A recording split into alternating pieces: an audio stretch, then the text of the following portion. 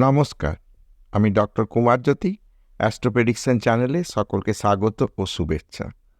আজকের আলোচনার বিষয় বাস্তুদোষ বাড়িতে আছে কি নেই সেটা কিভাবে বুঝব।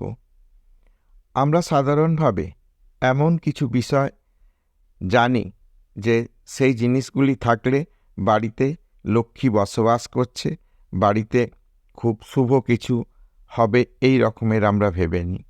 কিন্তু বাস্তবিক ক্ষেত্রে সেই বিষয়গুলো মোটেই লক্ষ্মী বসবাস করার বিষয় নয়, বা আগামী ভবিষ্যতে সেই কারণে বাড়িতে শুভ কিছু হবে এরকম কোনো ভাববার কারণ নেই। বরং ওই ঘটনাগুলি যদি ঘটতে থাকে তাহলে ধরে নিতে হবে যে বাড়িতে বাস্তুদোষ প্রবলভাবে রয়েছে এবং সেই বিষয়গুলি থেকে সজাগ হতে হবে, সাবধান হতে হবে। আমরা ভিডিওর মধ্যে এমন কিছু কমন জিনিস বলবো যে বিষয়গুলি আমরা প্রায় প্রতি বাড়িতেই দেখতে পাই। যেমন, বাড়িতে পায়রার বসবাস হলে আমরা উল্টো চাল দিই, দানা শস্য দিই, ভাবি পায়রা লক্ষ্মীর বাহক। যদি পায়রা বসবাস করে তাহলে বাড়িতে অর্থনৈতিক উন্নতি হবে। কখনোই সেটা হয় না। কারণ একটা প্রবাদ আছে যে সুখের পায়রা। যতক্ষণ পর্যন্ত আপনার ঘরে ধন দৌলত থাকবে ততক্ষণ পর্যন্ত কিন্তু পায়রা থাকবে, কিন্তু যখনই একটু টানাপোড়েন শুরু হবে, বাড়িতে অর্থনৈতিক মন্দা দেখা দেবে, তখনই কিন্তু সেই সমস্ত পায়রার বসবাস কিন্তু বন্ধ হয়ে যায়। কাজেই বাড়িতে যদি পায়রা এসে বসবাস করছে, বাসা বাঁধছে, তাহলে কিন্তু সেই দিকে সজাগ দৃষ্টি রাখতে হবে এবং যাতে সেটা বন্ধ করা যায় সেই দিকে নজর রাখতে হবে। নেক্সট হচ্ছে, বাড়িতে যদি ঘুঘু পাখির বসবাস করে। অনেক ক্ষেত্রেই দেখা যায় যে ঘুঘু পাখি বাড়ির এদিক সেদিক, আনাচে কানাচে, পাঁচিলে, নানান জায়গায় বাসা বাঁধছে। তাহলে সেদিকে সজাগ দৃষ্টি হবে।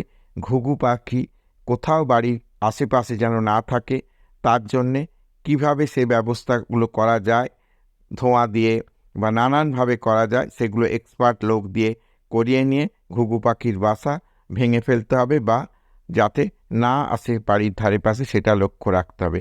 কারণ আমরা যখন দেখে থাকি বা শুনে থাকি, বা একটি প্রবাদ আছে যে কেউ কারোর সঙ্গে শত্রুতা হলে বলে ভিটেই ঘুঘু চড়াবো। তো অটোমেটিক ভিটেই ঘুঘু চড়ানোর অর্থ হচ্ছে যে বাড়ির চরম অমঙ্গল, বাড়িতে আর কেউ থাকবে না, বাড়ির বসবাসকারী মানুষজন নিঃশেষ হয়ে যাবে। কাজেই ঘুঘু পাখির বাস বাড়ি থেকে তোলার চেষ্টা করতে হবে।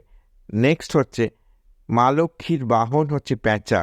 প্যাঁচা যদি বাড়িতে এসে বসবাস করে, বাড়ির আনাচে কানাচে নানান জায়গায় প্যাঁচা যদি বসবাস করতে শুরু করে, সবাই আমরা জানি লক্ষ্মী প্যাঁচা, প্যাঁচার বসবাস খুব ভালো, কিন্তু প্যাঁচার বসবাস মোটেই ভালো নয়। প্যাঁচা বাড়িতে যদি বসবাস করে সেই জায়গাটাও কিন্তু চেষ্টা করতে হবে যাতে সেই বসবাস বন্ধ হয়। প্যাঁচার বসবাস হলে বাড়িতে কিন্তু নানান রকমের সমস্যা, পারিবারিক অশান্তি, অর্থনৈতিক সমস্যা ইত্যাদি ঘটতে থাকে।